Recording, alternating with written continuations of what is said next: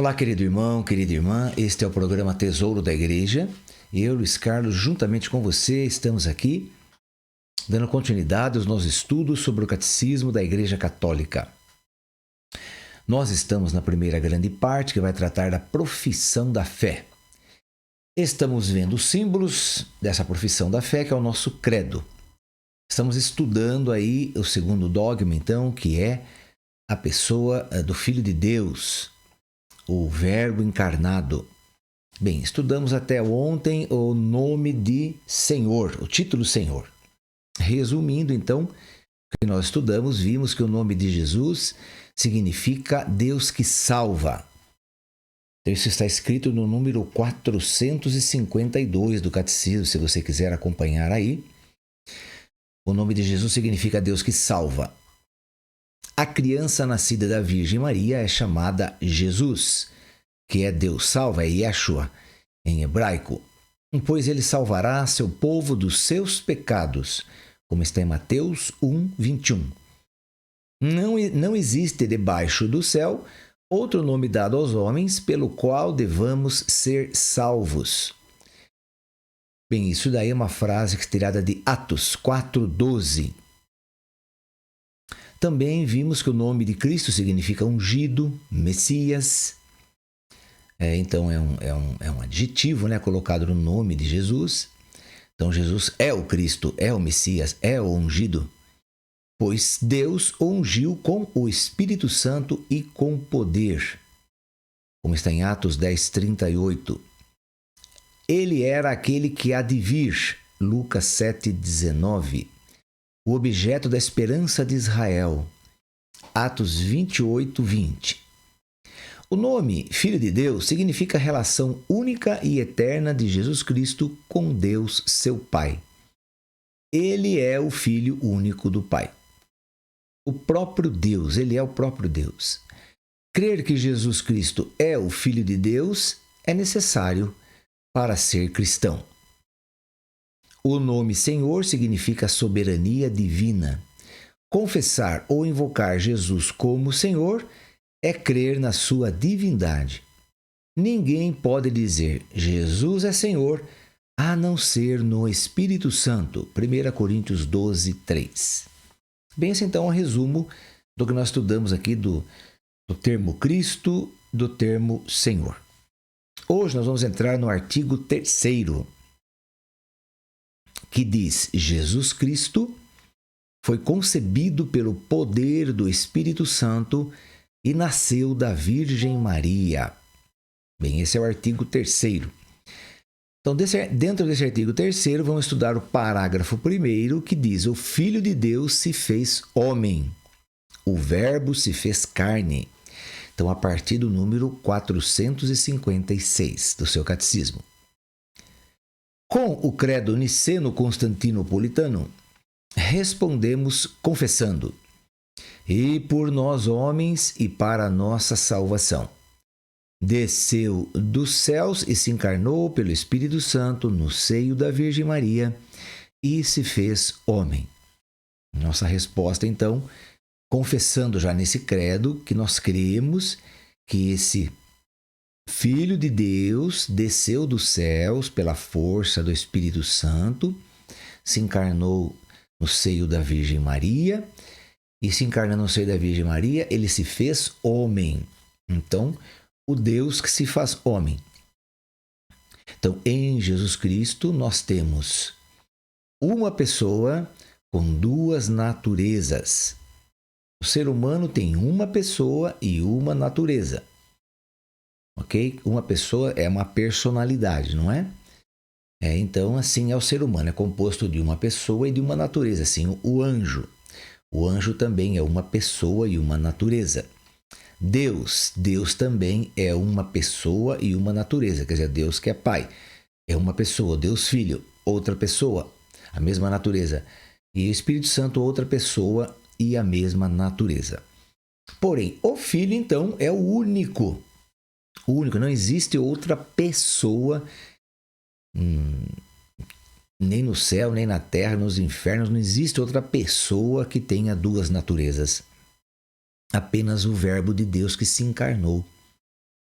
Ele não podia deixar de ser Deus, porque ele teria que morrer como Deus na cruz para pagar a ofensa de Adão e Eva que foi feita ao Pai, lá no paraíso, no início da criação.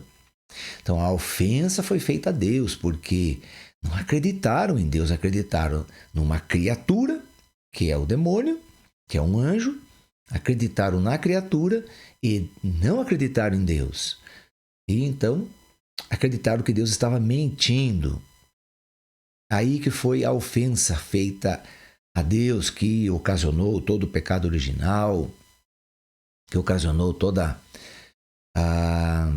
o desequilíbrio que Deus tinha colocado entre ele e a criação.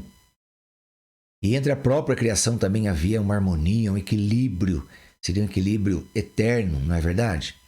Mas tudo isso foi quebrado então, porque o ser humano preferiu a si mesmo sem Deus. Olhou para dentro de si e julgou então que ele poderia ser Deus sem Deus. Essa foi a grande ofensa. Então o Filho vem para pagar essa ofensa. Para pagar essa ofensa que foi feita ao Pai. Então ele não poderia deixar de ser Deus. Porque se a ofensa foi feita a Deus, para alguém pagar a ofensa teria que se equilibrar. Teria que estar no mesmo nível que o Pai. E só o Filho, então, ou o Espírito Santo, um dos dois, que poderia vir ao mundo. Mas o Filho assume essa responsabilidade, vem ao mundo como Deus, não deixou de ser Deus de jeito nenhum, não é? Só que enquanto ele estava aqui na Terra, ele não usou de sua igualdade com Deus, quer dizer, não usou do seu poder divino.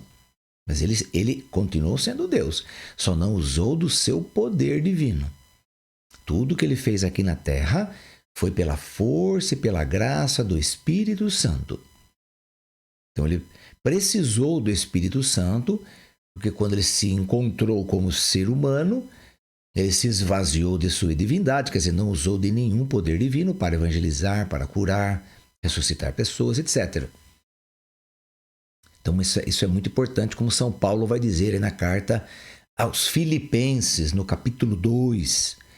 É um dado muito importante, um dado teológico básico da nossa fé, né? Não tem como você não saber disso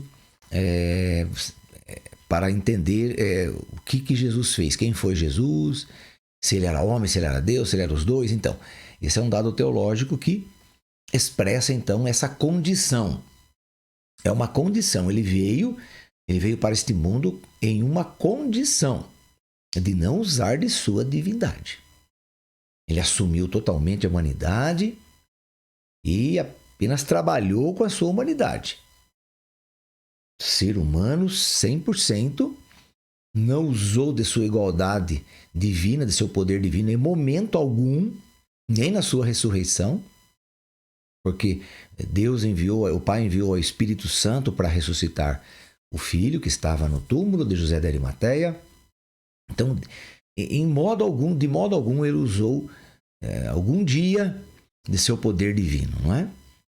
Apenas um dia na transfiguração que ele se deixou mostrar quem ele era por dentro, mas também não usou do seu poder. Ele apenas deixou-se mostrar quem ele era por dentro, deixou mostrar sua divindade. Ali na transfiguração, no Monte Tabor, onde os três que estavam ali viram a glória do Filho de Deus. Essa glória chama-se divindade. Mas isso tudo nós vamos ver aqui dentro dos nossos estudos de hoje. Então vamos lá. Com o credo, então, niceno-constantinopolitano, então foram necessários 2 concílios, concílio de Nicéia, depois de Constantinopla, um no século IV, outro no século V, para definirem as pessoas divinas, definirem então os dogmas quanto às pessoas divinas, quanto à criação. Então elaborou-se esse credo. O que significa o credo? É a nossa profissão de fé. Por isso que estamos aqui nessa primeira grande parte do nosso catecismo, que é dividido em 4 grandes partes, né? A primeira é a profissão de fé, profissão da fé cristã, como está aí no alto do seu catecismo. Estamos estudando aí, profissão da fé. Essa profissão da fé, então, o que significa?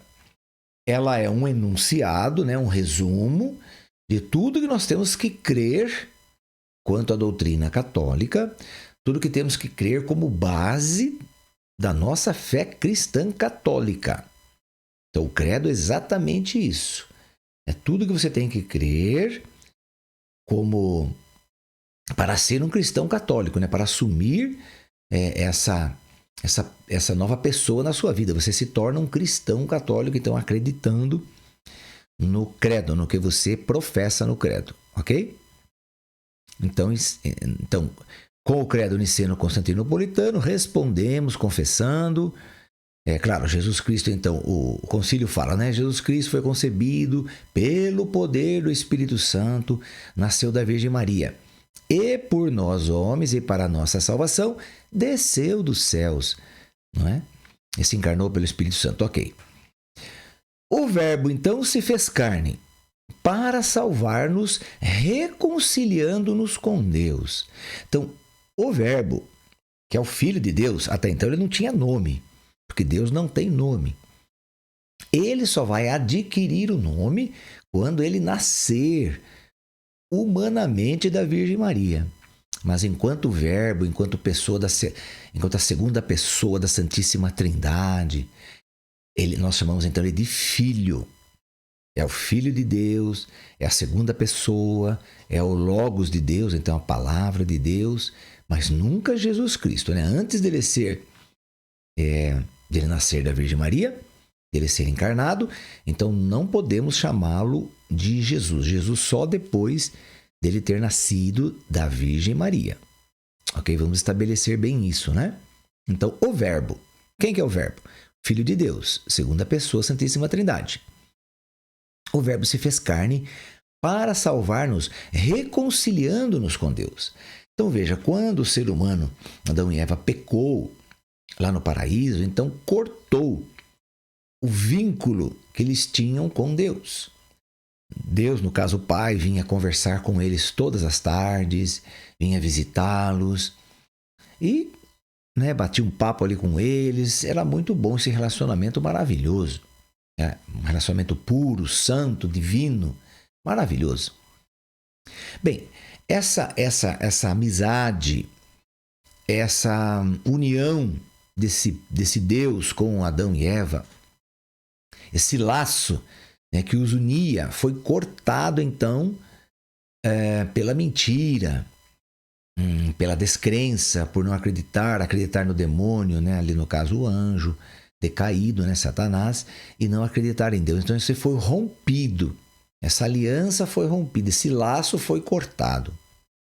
Então o ser humano se tornou inimigo de Deus. Inimigo de Deus, olha que coisa. Então o Filho, ele veio para nos salvar, reconciliando-nos com o Pai. Então ele que veio para nos unir novamente ao Pai. Esse laço que havia sido rompido foi novamente atado para nós, então, conseguirmos chegar ao Pai novamente. Mas isso tudo graças ao Filho que veio nessa condição. E uma condição, né, precária, você sabe disso.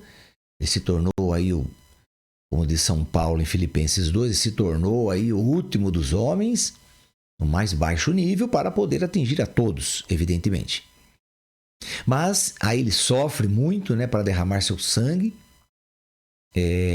Poderia ser uma morte menos dolorosa, menos dolorida para ele, mas foi a pior das mortes, né, que a morte de cruz era a pior morte, a mais dolorosa, né, porque a pessoa ficava ali muitas horas tentando respirar, mas com os pregos atravessando seus nervos, seus ossos, seus músculos. Ela tem que fazer muita força comprimindo o seu corpo nos pregos.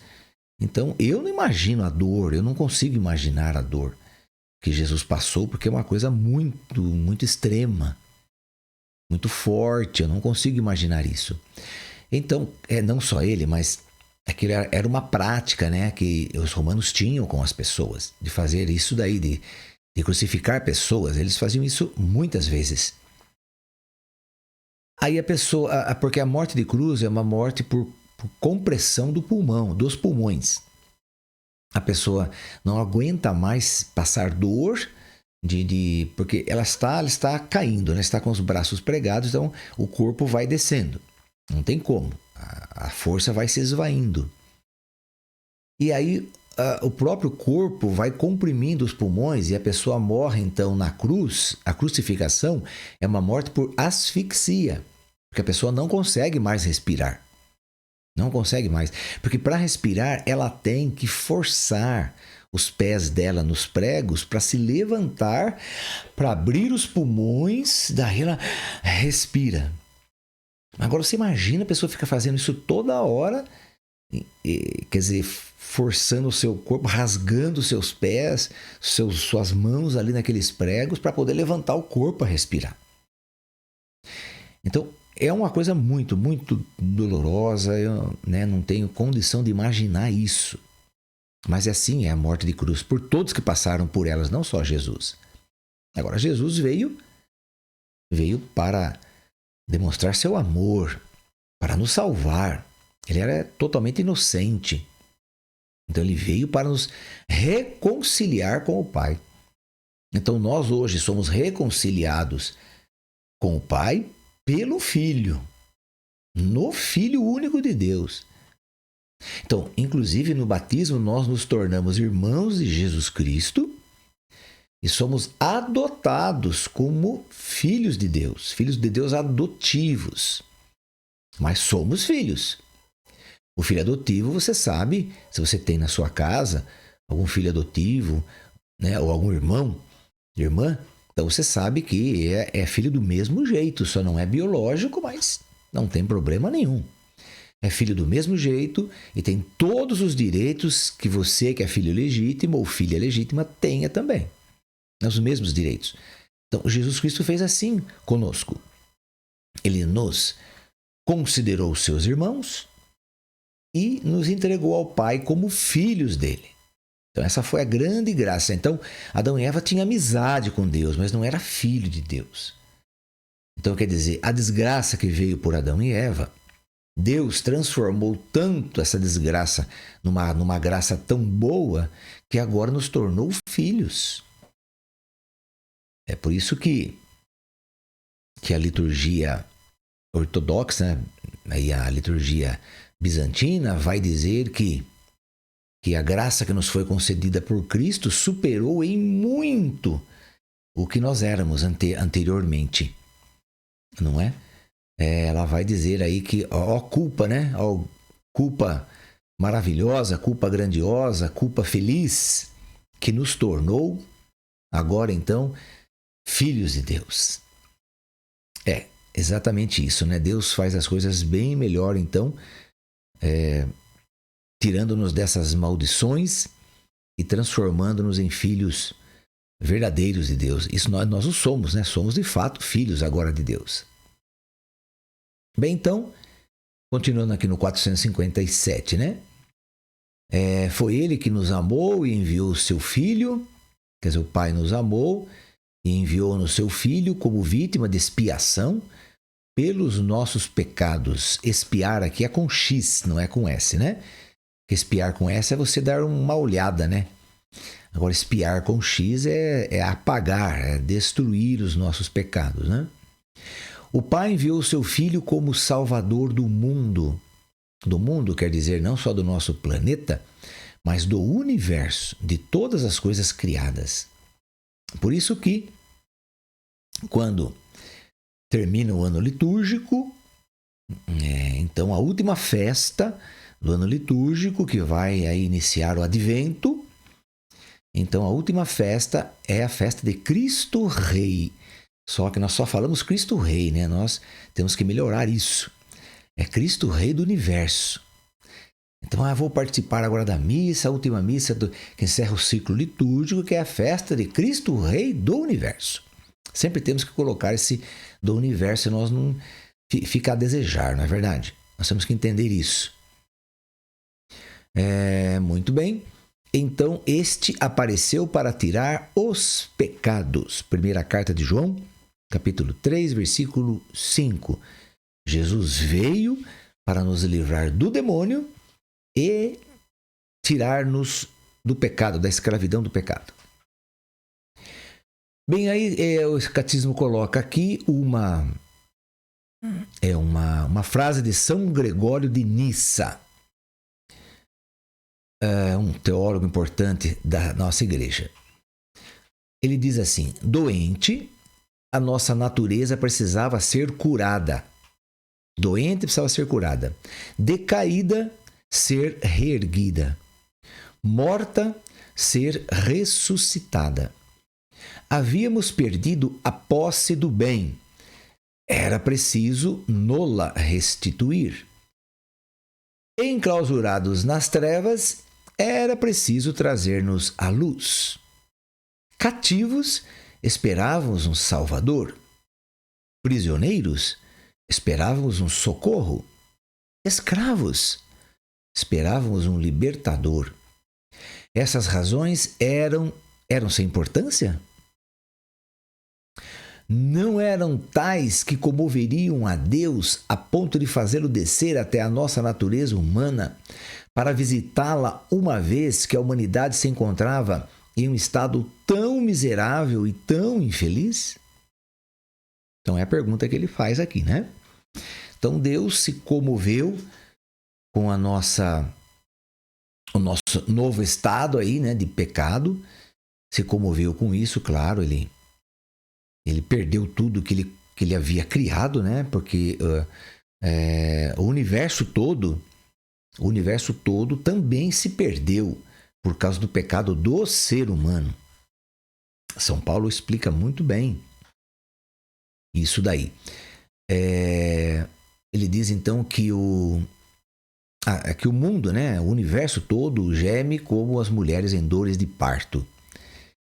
Por quê? Porque perdeu, né? Perdeu a sua decência, perdeu a sua moral, perdeu o seu equilíbrio. Porque o universo ficou desequilibrado por causa do pecado do ser humano. Perdeu o equilíbrio entre as coisas criadas. Perdeu-se tudo isso. Então aí o universo começou a gemer, a chorar, reclamar. Né? No caso, é como as mulheres em dores de parto, que é uma dor muito profunda, né? Segundo aí o relato das mulheres. Então, nesse estado, por causa do pecado do homem, então Jesus, o Filho de Deus, tem que vir, né? Se tornando Jesus, então, para morrer na cruz, para restaurar tudo. Veja bem, essa reconciliação, quer dizer, essa nova ligação com o Pai que ele fez conosco, né? Ele também fez com o universo todo. Então, todo o universo foi religado com o Pai. Porque o universo era o sonho do Pai, né? Sonho do Pai de criar as coisas. Então, a criação, o que é exatamente a criação? É o sonho do Pai. Esse sonho do Pai foi realizado pelo Filho, na força, graça e poder do Espírito Santo. Então, quando Deus cria todas as coisas, ele sempre falava, né? Isso é muito bom. Ele criou as aves, os peixes, os rios, os mares. Aí no final diz assim, mas isso é muito bom. Então, ele criou tudo muito bom, muito maravilhoso. E tudo isto foi perdido por causa de um ato do ser humano. Olha que coisa, de acreditar no demônio e não acreditar em Deus. Então, foi esse o grande problema que nós enfrentamos aí no pecado original. Então tudo foi desligado do Pai, de Deus. Deus perdeu tudo que ele criou. Só que o Filho veio então para restituir, para devolver ao Pai tudo que ele havia sonhado, desejado, criado, e o Filho criou para o Pai tudo o que ele quis. O Filho fez isso mesmo. E agora o Filho tem que consertar as coisas, não é? Por causa do ser humano. Então, o Filho que criou todas as coisas para o Pai, como nós sabemos disso, né? Tudo foi feito pelo Verbo, foi feito pela Palavra de Deus. Então, quem que é o Verbo? Quem que é a Palavra de Deus? É o Filho, segunda pessoa da Santíssima Trindade. Como vai dizer São João, no seu Evangelho, capítulo 1, ali, e os versículos seguintes, né? Ele vai dizer, tudo foi feito pelo Verbo, tudo foi feito pelo Verbo. E nada foi feito sem ele. Então, o Verbo se encarna agora para chegar no mesmo nível do ser humano, para poder, como Deus e como homem, morrer na cruz. Então, nosso Deus morre na cruz, sim, porque Jesus é Deus e homem. Ele morre na cruz como Deus e homem. Aí, morrendo como Deus e homem, o Espírito Santo ressuscita esse Jesus e aí sim, ele vai recriar todas as coisas. O que é recriar? Ele vai conciliar novamente as coisas com o Pai. Já que ele fez da primeira vez, ele faz da segunda. Então, no batismo, por exemplo, nós somos recriados. Nós nascemos de novo. Não mais pela nossa mãe, não nascemos mais pela carne, mas nascemos agora pelo Espírito. Como diz Jesus para Nicodemos, Nicodemos, necessário vos é nascer de novo. João 3,3. Aí Nicodemos diz, mas como é que é possível, eu sendo grande, entrar na barriga da minha mãe de novo? Como é que pode um negócio desse? Jesus falou, não, Nicodemos, você é doutor aqui em Israel e não entende nada. Não é verdade? Tem que nascer agora pela água e pelo Espírito, Nicodemos. Então é isso que ele veio fazer. Nos tornar novas criaturas. E nós temos que assumir agora essa identidade também, né? A nossa resposta a tudo isso diz a lei da física que toda ação requer uma reação.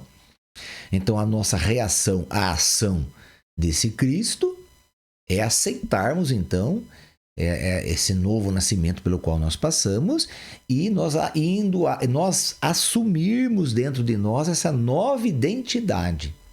Assim como o Verbo, Filho de Deus, segunda pessoa da Santíssima Trindade, ele tem a somente identidade divina. Ele vem e assume a identidade humana. Agora ele espera que nós façamos o contrário, que nós assumamos a identidade divina. Nós sermos divinizados. O que é assumir a identidade divina? Não é nos tornarmos Deus, de jeito nenhum, nunca seremos deuses. Mas sermos divinizados é estarmos em Deus. Mas para estar em Deus, nós temos que assumir a personalidade divina.